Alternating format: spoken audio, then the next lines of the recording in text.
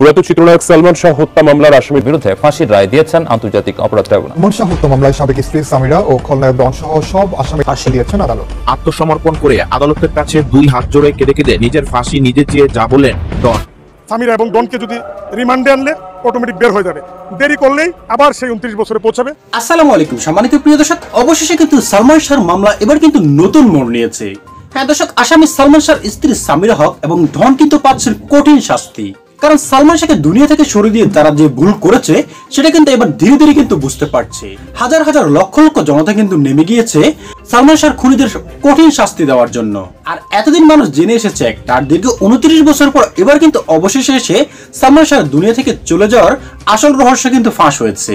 কে কারা কিভাবে এই ঘটনাটি ঘটিয়েছে সেটাই কিন্তু প্রমাণ হয়ে গেছে আদালতে, যার ফলে কিন্তু এবার ফাঁসির হুকুম আসতে পারে সালমান শাহর স্ত্রী সামিরা হক এবং খলনায়ক আশরাফুল হক ডনের।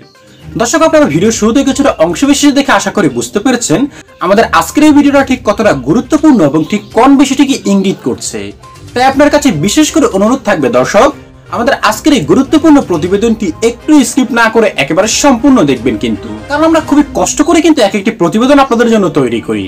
আর সেজন্য দর্শক আপনার কাছে ছোট্ট অনুরোধটুকু, আশা করি ভিডিওতে একটি লাইক দিয়ে সম্পূর্ণ ভিডিওটি কন্টিনিউ করতে থাকবেন। স্লোগানে স্লোগানে মুখরিত জাতীয় প্রেস ক্লাবের মূল ফটক, সালমান শাহর হত্যার বিচার চাই, আসামিদের গ্রেফতার চাই। শনিবার এই দাবিতেই জড়ো হয়েছিলেন দেশের বিভিন্ন প্রান্ত থেকে আসা সালমান ভক্তরা।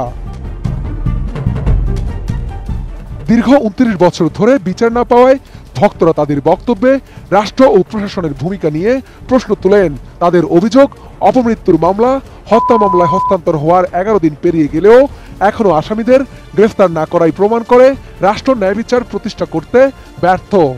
গত 21 তারিখ রাতের বেলায় মামলা হলো, আজকে 1 তারিখ, প্রায় 10 দিন হয়ে গিয়েছে, এখন পর্যন্ত কোনো আসামিদেরকে গ্রেফতার করা হয়নি।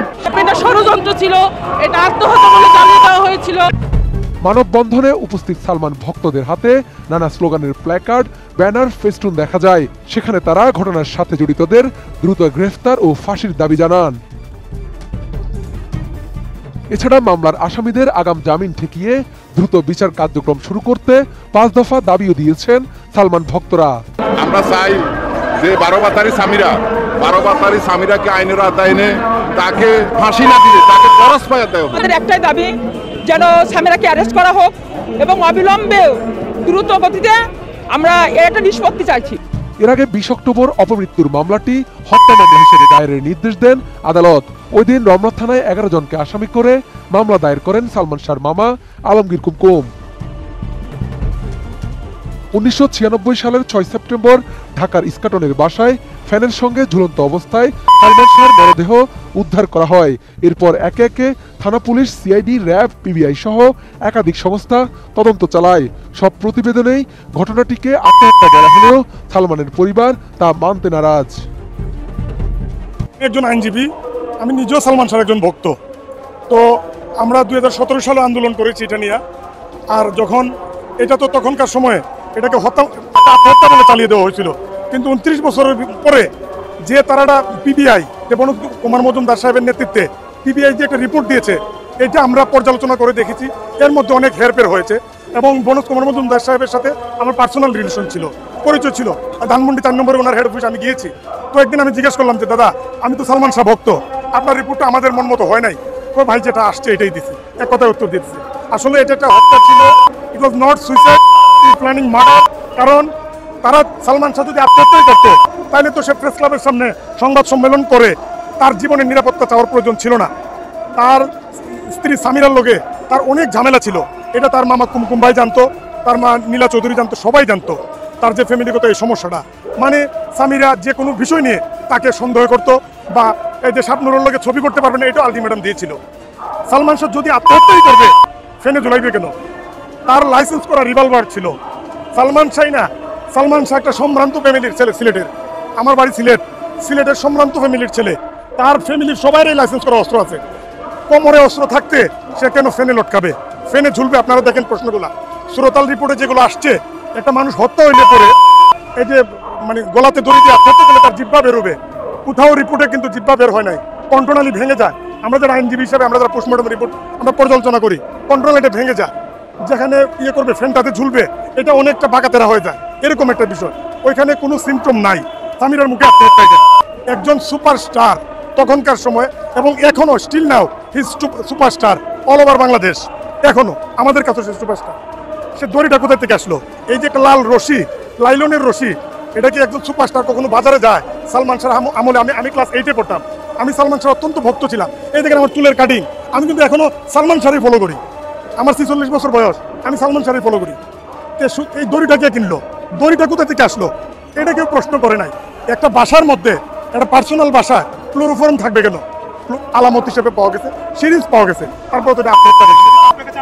না না, সে তো একটা হিংস্র, বাংলাদেশের যদি কোনো হিংস্র মহিলা দেখি এই সামিরা, তার পিছনে এত শক্তি, সে গত 29 বছর একটা পর একটা স্বামী পাল্টাইছে, তারপরে তাকে কেউ গ্রেপ্তার করতে পারে না, তাকে ছুঁতে পারে নাই। আপনারা জানেন এই মামলার অন্যতম আসামি আজিজ মোহাম্মদ ভাই।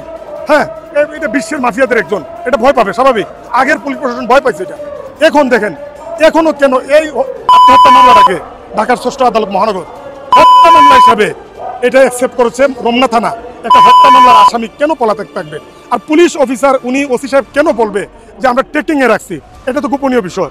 এই যে সালমান শাহ যে পিএস ছিল, পিএস ছিল মনসুর সাহেব, উনি বলেছেন যে সালমান শাহ একদিন অসুস্থ হইয়া, নাকে মুখে বমি, অচেতন হইয়া উনি গাড়িতে করে নিয়ে যেতেছে, তারপরও সামিরা কিন্তু বাসা থেকে নাইমে আসে নাই, বাসা থেকে একবারও নাইমে আসে নাই তাকে দেখার জন্য।